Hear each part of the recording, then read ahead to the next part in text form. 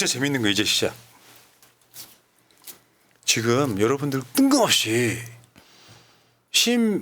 심프렌드십 검찰총장 인사청문회에 김건희 오빠를 증인 신청을 했습니다. 뭐지? 속으로 생각을 했었어요. 우리 또 저 법사위원장께서 우리 패널이시니까. 네, 나중에 알고 봤더니 심우정하고 김건희 친오빠가 고등학교 동창이야. 휘문고등학교? 휘문고. 예. 윤석열이는 충암고고 휘문고 동창인데 한번 봅시다. 어렸을 때 사진 한번 봅시다. 이런 애들이 커서 이렇게 됩니다. 그러니까 뭐 고등학교 때부터 친했다는 건가요? 그런 맥락이죠, 사실. 심우정은 알아보겠는데 오빠는 좀 많이 달라진 것 같은 느낌이 드네요. 네.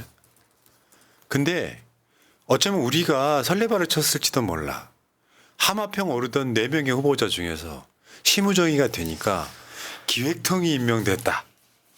기획통이라고 하는 것은 실제로 일선 수사부서에 있던 게 아니라 무슨 기획하고 하는 그런 부서에 주로 전전하던, 말하자면 검사장이지만 수사 지휘를 안 해본 사람에 가까운 심우정이가 임명이 되니까 윤석열이 자기 정권을 지키는 데 있어서의 수비수로 쓸 모양이다. 이렇게 해석을 했는데, 말하자면 4명 후보가 있었어. 다 일장 있겠지. 윤석열 입장에서도. 근데 오빠. 그러니까 아니 그러니까 왜 갑자기 오빠가 나와? 우정이 저기 아크로비스타 저기 살잖아. 우정이. 아니 그러니까 심우정이도 아쿠로 비슷하지. 그러니까 오빠라는 게 지금 김건희 오빠도 저 지금 문제지만. 누구 오빠 말하는 거야? 그러니까 김건희가 부르는 오빠, 집에서 부르는 오빠. 친오빠. 우린 그걸 친오빠라고 그러니까 해요. 이거 성대모사 해줘봐요. 네. 오빠. 우리 오빠 친구인 저 심우정을 검찰청 시키면 안 돼. 이렇게 할 수 있는 거. 오빠가 2번 나오는 거야. 그렇죠. 네. 오빠 저 오빠 시키면 안 돼? 그러니까 오빠, 우리 진우 오빠 동창 중에 우정이 오빠 있잖아. 오빠도 알잖아. 여기 아크로비스타 우리 사우나에서도 만나고 알잖아. 거기 언니 알잖아. 동아연필. 그렇게 해서 된 거 아니에요? 왜냐하면 그때 4명일 때 정말 유력한 후보가 있다고 그랬었거든요. 예. 근데 심우정이 된 거예요. 그렇다면 물론 4명 중에 누가 되던 이제 후보로 올라가긴 했었지만 심우정이 된 데에는 그 4명 중에서도 유력하게 뭔가가 있었기 때문이 아니냐라는 이제 잡음이 들려오기 시작하는 거죠. 그러니까 지금 저 김진우, 김건희 오빠 같은 경우에는 양평 공공지구 관련 사문서 위조 이런 걸로 재판받는 상황이란 말이에요. 그러니까 얘는 지금 ESIN의 핵심 인물인 거지. 그리고 이제 양평 공흥지구의 정말 이제 핵심 인물이기도 하죠. 그래서 지금 보시면은 김건희 오빠만 그 압수수색에 휴대폰이라든가 차량 신체 이런 부분에 청구가 되지 않습니다. 이런 부분이 문제가 됐었죠. 그러니까 더 열받는 건 뭐냐면 저 김진우가 윤석열 정권이 들어서고 취임한 이후에 대통령실 회의에도 참석했다라고 하는 어마어마한 논란이 터진 거예요. 그러니까 그 제보가 있었다고 하는데, 그러니까 김진우 씨가 대통령실을 출입했다는 것까지는 우리가 뭐 문제 삼을 수가 없잖아요. 뭐 친인척도 뭐 갈등이 있으니까. 근데 회의에 참석했다는 거죠. 그게 좀 심각하게 들리는 제보죠. 그게 이제 어떻게 밖으로 드러난 거냐면 대통령실 출입 기자들이 여러 명이 그렇게 알고 있는 상황들을 직접 목격했거나 그 출입하면서 들었거나 하는 이야기들이 여러 기자들을 통해서 크로스 체크가 되는 상황이에요. 김진우가 윤석열이 주재하는 회의에 배석을 하는 상황이면 이건 뭐니? 뭔가 왕정국가 느낌인데요. 그러니까. 그럴까봐 이제 이방원이 이렇게 외척을 다 쳐내는 그런 상황을 만들지 않았을까. 우리 세종이 네. 편하게 정치하라고. 이게요, 이원석이는 현 검찰총장은 한동훈하고 가까운 사이란 말이에요. 제가 저번에 말씀드렸지만 한동훈이 잘 나가는 동기일 때 같은 동기인 이원석이는 한동훈 가방모 지었다는 게 정설이야. 그래서 한동훈이를 정권 초창기 때 법무부 장관으로 시킬 때는 야 동훈아 검찰총장 누구 시키면 좋겠냐? 그러니까 굳이 말하자면 검찰총장은 한동훈 입맛에 맞는 사람을 고른 거예요. 그렇다 보니까 이원석이가 지금 검찰총장이지만 다음 달이면 그만두고 그렇다 보니까 중앙지검장이던 그 송경호가 이 명품백이나 주가조작 사건은 털고 가야 됩니다라고 이야기했다가 잘리면서 현 이창수가 윤석열 직계 인 이창수가 중앙지검으로 들어왔잖아요. 그러니까 중앙지검장하고 이원석 검찰총장하고 엇박자가 나잖아요. 예. 물론 쇼지만 수심이 같은 걸 지금 연애 만에 이야기가 있는 거잖아요. 그러니까 아예 검찰총장을 말 잘 들을 놈으로 바로 꽂아 버리자라고 할 때 만약에 이 김진우하고 지금 저 심우정하고 이 관계에 있어가지고 낙점을 누군가가 했는데 이거를 윤석열이를 오빠라고 부르는 그 사람일 가능성이 높다 이런 얘기예요. 근데 거기다가 그 김진우가 그냥 그러니까 김건희의 바보 오빠 이런 게 아니잖아요. 실제로는 김건희 일가에 모든 거를 총괄하는 자야. 예. 윤석열하고 김진우는 관계가 어떨까요? 나는 굉장히 아끼는 처남일 가능성이 높다고 봐.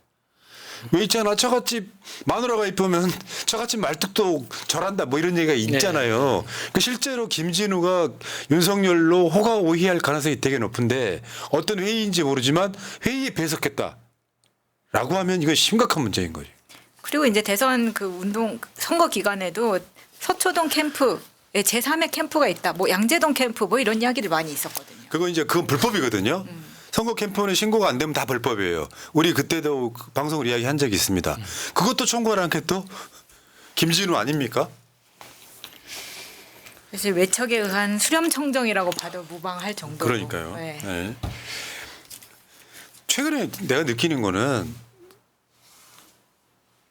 민비 같아요. 민비. 이제 러시아 공사관만 등장하면 돼요? 아니 이제 이게 중요한 게 뭐냐면 여러분들은 민비를 명성황후라고 알고 있잖아요. 역사 좀 아는 사람들은 민비는 최대 역적이라고 생각합니다. 네. 우리나라가 사실 일본에 넘어간 것도 민비랑 관련이 있다고 이야기할 정도예요.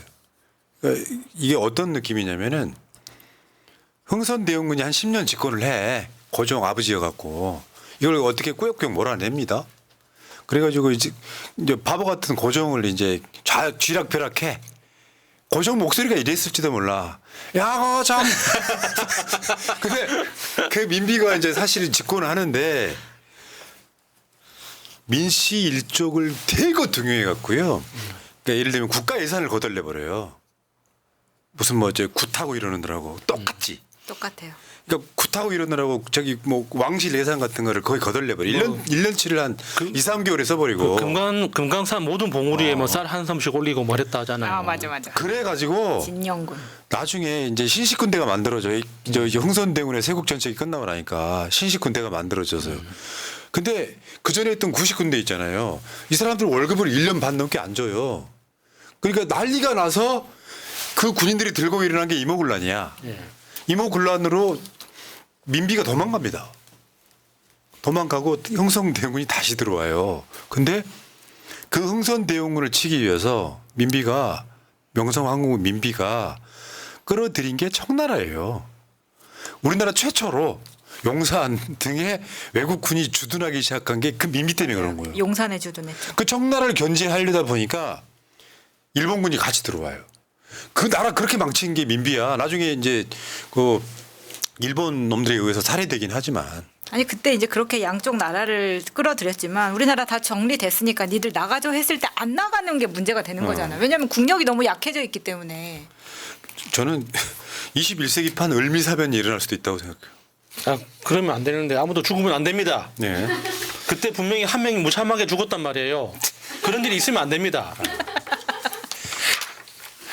충신이야. 근데 오늘 보도 보니까 심우정도 그 검찰 동부지검장 시절에 특수활동비를 몰았었더만 명절에만. 뭐 떡값? 그 뉴스타파 보도 보면요. 그 특수활동비를 추석 연휴 앞두고 뭐 1,160만 원, 그다음에 설 연휴 앞두고 1,350만 원. 얘네들은 명절에만 특수수사를 내요. 그러니까 특수활동비 계속 문제라고 말을 하지만 이렇게 너무 떳떳하게 나오니까 아니 일반 국민들은 그렇게 쥐잡듯이 잡으면서 자기들은 저렇게 범법 해도 되는 거냐 이 생각 계속 드는 거죠. 그 내역을 내라 그래도 절대 내지 않고 있는 거잖아요. 일반 국민이면 내라 그러면 낼 수밖에 없는 아니 만들어서라도 내라고 할 텐데 전혀 안 하고 있는 국민은 우습게 보고 있는 겁니다. 이제 그 가운데 이제 조금씩 드러나는 것 중에 하나가 이제 여러분들 계속 말씀드렸지만 관저공사 이번에도 또 하나 드러났어. 대통령 관저 13평 증축공사 드레스룸과 사우나였다. 진짜 간만에 빡치는 진짜 쌍욕 나오는. 난 뉴스였어요. 날마다 빡치거든. 아니 그러니까 빡치는데 간만에 육성으로 그냥 뉴스 보다가 나도 모르게 육성으로 욕이 나오는. 저번에 했던 욕 시원했는데 한번 해줄래요? 안 돼. 아니에요. 그거는 사랑할 사람이 있을 때 사랑하지만 견딜 수 없을 때 하는 욕이에요. 이거는 그냥 순수한 분노잖아요. 위험합니다. 아, 그 다음에 이게 이제 그거죠. 드레스룸과 사우나. 드레스룸과 사우나를 지금 증축했다는 거고. 그러니까 저 드레스룸 사우나 저 기사를 보는 순간 제일 먼저 떠오른 게 그 마피아들이 중요한 회담을 할 때 사우나에서 하잖아요. 다 도청 장치를 착용하지 못하게. 네. 그래서 업무 보고를 받는 장소인가? 너도 나도 다 녹음을 하니까 가장 안전하게 사우나를 딱 만들어서 중요한 업무 보고를 하거나 지시 사항이 있을 때는 저쪽으로 불러서 하나? 네. 그런 생각이 들더라고요. 다른 거 하나 볼게요. 지금 이거 윤석열이가 그 아크로비스타에 있을 때 그 지하에 저런 아파트들은 요즘에 공동 사우나가 있나 봐요. 거기 가서 이용을 했다 이런 이야기거든요. 그러니까 사우나 매니아 애가 사우나 자주 하는 사람 특성이 뭐냐면 전날 술 많이 처먹으면 운동하기 싫고 알코올을 땀으로 빼고 싶어 하는 거거든요. 맞아요. 근데 그게 굉장히 위험한 거라고는 하는데 저 사우나를 정말 자주 간다고 합니다. 그러니까 지금 나오는데도 당선 뒤에도 저 사우나를 갔다는 거 아니에요. 직후에도. 그러니까 사우나를 이제 본인이 이제 하고 싶은 건데 근데 이거 시설 정보를 안 알려줍니다. 불순 세력이 알면 감당 못 한다고 국가 보안이라고 이야기하는 거예요. 근데 저걸 이제 만들었다는 업체가 제주도에 있는 것 같은데 왜냐하면 저 사우나는 아무나 만드는 게 아니고 그리고 저 사우나만 저렇게 단독으로 만드는 집이 많지 않잖아요. 그러니까 정말 있는 집만 할 수 있는 거잖아요. 그런데다가 저 평수가 보면은 한 7, 8평 정도 된다고 하니까 작은 사우나가 아니거든요. 그러면 몇 명씩 들어갈 수 있는 사우나라는 겁니다. 핵심은 이런 게 지금 불법 증축되고 그래갖고 등기도 안 된 상태에서 지금 저러고 있다. 어제 국회 운영이 열리는 거 보니까 아마 등기할 겁니다. 뭐 이런 식으로 이제 대통령 직원이 답을 하던데. 이게 이미 들킨 거 이제 뭐 등기해도 되지. 그래도 한편으로는 저게 대통령이 술을 그렇게 좋아하고 많이 마시는데 사우나 가서 땀 빼는 게 위험하다고 말을 해도 저 사우나를 기어이 지어줘 가면서까지 사우나를 보내는 이유 거기에 또 큰 그림이 있지 않나 그런 생각을 또 해보게 됩니다. 그 문제는 저런 것들을 이제 우리가 의심을 가져야 될 포인트가 하나는 그 업체들이 누구냐. 근데 이제 이게 무슨 국가 뭐 정보라고 그래갖고 안 가르쳐 주는데 김건희 연관성이 있는 거 아니냐. 근데 그게요. 김건희 뭐 저 전시회 때 뭐 협찬금 한 회사한테 뭔가를 주는 게 아니라 거기에는 김건희의 지분이 있는 거 아니냐까지 의심이 가버린단 말이에요. 가장 중요한 게 그런 거고. 그다음에 이번에 나왔던 저 대통령 관저의 정자. 여러분 생각하는 그 정자 아니에요. 팔각정 이런 거 말하는 거예요. 정자 설치, 미등기 상태 이것도 나왔는데 저거 진짜 좀 내가 갖고 싶어하는 걸 가진 느낌. 이거 보세요. 저게 지금 대통령실 공식 서진첩에 올라온 건데 저때 이제 김건희가 광주 비엔날레 갔을 때 저 정자를 굉장히 좋아했다 그래요. 그래서 그 사진 비엔날레 총 사진 중에 저 정자에서 찍은 것만 2장이 올라갑니다. 저렇게 좋아하고 그리고 저 정자가 BTS가 굉장히 극찬을 했다 그래요. 그래서 BTS 정자라고도 불려지면서 많은 관람객들을 모았던 그 정자인데 저게 한남동 관저에 가 있다는 겁니다. 지금. 그러니까 저 정자 아까 그 다시 한번 보여줘봐요. 뒷 배경에 화면으로 그 산 속에 들어와 있는 느낌까지 만들어진 정자거든요. 디지털화 돼갖고. 근데 어저께 운영이 열리는 거 보니까 그냥 저거 뭐 조립하는데 하루도 안 걸립니다 그러더라고. 경호처 관계자가. 근데 여기는 갖고 와갖고요. 직접 보여주시면 지붕을 이었어요. 얹었다고 기와로. 그러니까 하루 이틀에는 저거 잘 설치가 안 되는 거예요. 그러니까 뭐 사우나 설치하는 거, 드레스룸 만든 거, 정자 설치한 거 이게 전체적인 태도가 좀 더 무섭고 으시으시한 거예요. 그러니까 분명히 저건 관저잖아요. 윤석열 개인 집이 아니란 말이에요. 그러니까. 5년 쓰고 나올 집이에요. 그 내가 그러니까 의심하는 게 역대 박정희부터 모든 대통령이 거기 가서 내가 여기서 눌러 앉을 거니까는 뭐 새로 짓고 하는 거 봤습니까? 그냥 청와대 들어갔다가 거기서 살다가 나오는 거예요. 그게 이상하다는 거예요. 저거 분명히 가지고 갈 수가 없는 건데 저걸 굳이 저렇게 가지고 왔을까? 그리고 푸나님 말씀하신 것처럼 저기 운송비라던가 인건비는 다 올라와 있는데 저 정자에 대한 가격이 없다는 거예요. 그러면 저 정자는 그러면은 뺏어온 거냐, 달라고 한 거냐, 아니면 선물을 받은 거냐 이런 내역이 있어야 되는데 거기에 대한 금액이 전혀 없고 심지어는 저게 비엔날레에서 처치곤란이라서 가져왔다는 이야기까지 나온다는 겁니다. 그러면 관저가 무슨 쓰레기 재활용 쓰레기통도 아니고 저걸 처치곤란이라고 해서 가지고 왔다는 거는 일체 말이 안 되잖아요. 그래서 저기에 대해 있는 비용을 빼고 나중에 이제 관저에서 나갈 때 그때 저걸 들고 나가려고 하는 거 아니냐라는 생각이 들더라고요. 왜냐하면 말 그대로 한옥은 조립식이 가능하기 때문에 가지고 가서 팔려도 팔 수 있는 거잖아요. 아니 뭐 이제 거기까지 나가는 건 너무 나가시는 것 같고 아무런 등기가 안 저런 돼 걸 왜 있어요. 설치했습니까라고 물어보니까 정진석 비서실장이 뭐라 그랬냐면 아시다시피 대통령 관저가 너무 그 좁고 작아가지고 정상들이 오면은 이게 뭐 보여주고 말까 그런 게 없어서 뭔가 예를 들면 외교를 위해서 설치했다는 투로 이야기를 하는 아니, 거예요. 누가 거기 가라 그랬어요? 내 말이 씨. 청와대에 가면 진짜 되잖아. 사랑한다고 이씨. 와 여기 아니 정말 지금 청와대 개방돼 있으니까 제가 항상 청와대 가보시라고 말씀드리는데 청와대는 정말 산책하면 연못과 숲과 모든 것이 다 있어서 너무 아름다운 곳이에요. 그 곳을 놔두고 나와가지고 저 정자를 사서 옮기고 저런 짓을 왜 하냐는 겁니다. 아니 그러니까 아까도 보셨지만 대통령실을 작은 인원으로 좀 금액을 적게 들여서 슬림화해서 운영해 보겠다고 했지만 이제 직원들 숫자나 금액이 문재인 정부를 넘어섰어요. 3년 차에. 그러니까 말다 행다 하는 거야. 예. 청와대에 나와가지고 국민들하고 소통합니까? 용산으로 옮기는 이유가 소통이었잖아요. 지금 도어 스태핑 합니까? 얘 자체는 인간적으로 보면은 도저히 공감이 안 되는 자야. 노력도 안 하잖아요. 이기주 기자 건 하나 딱 물고 늘어지고 나서 그 도어 스태핑 안 하잖아요. 이래놓고 지금 외교부 장관 공간 뺏어가지고 지 관저로 쓰고 있다가 지 꼴리는 대로 불법적인 거 막 증축해 사우나실 만들고 그런 거였을 거야. 내가 오빠 아니지. 오빠 사우나실 하나 만들어줄 테니까 나도 드레스룸 하나 만들어줘. 이렇게 됐을 가능성이 높아. 그렇죠. 진짜 중요한 건 더 있다. 이거 잠깐만 보여드릴게요. 마약 밀매 조직 프리패스 입국 이게 하나씩 드러나고 있는 거예요. 우리가 알고 있던 게 한 건이 아니었어요. 그러니까 제가 저번에 오래전에 몇 번 이야기를 했었는데 이게 74kg을 처음으로 시도하다가 걸릴 리가 없다. 그 음주운전 하다가 걸린 사람도 한 200번 하다가 처음 걸리는 거기 때문에 수십 번 수백 번 시도하고 처음 1g부터 시작해가지고 양을 꾸준히 늘려가면서 어느 순간 74kg가 됐을 거다. 그 이전에는 어떻게 됐겠냐 이거죠. 그러니까 지금이라도 이거 찾아내야 돼. 용산 누가 이 수사에 외압을 행사했는가? 누가? 인천뿐만 아니라 김해도 있고 지금 10번이 넘어가는 거잖아요. 그러면 저 마약이 지금 다 시중에 돌고 있다는 이야기입니까? 진짜 무섭네요. 그러니까 백혜룡 그 경정 그 진술을 쭉 듣다가 제일 소름 끼친 부분이 그러니까 그 전자통관 시스템을 모두가 외면했다는 거예요. 그러니까 전자통관 시스템에서 이게 잡힌다는 겁니다. 그러니까 보통 이제 사람이 그냥 맨몸으로 들어올 때 하고 몸에 뭔가를 붙이고 들어올 때 하고 다르잖아요.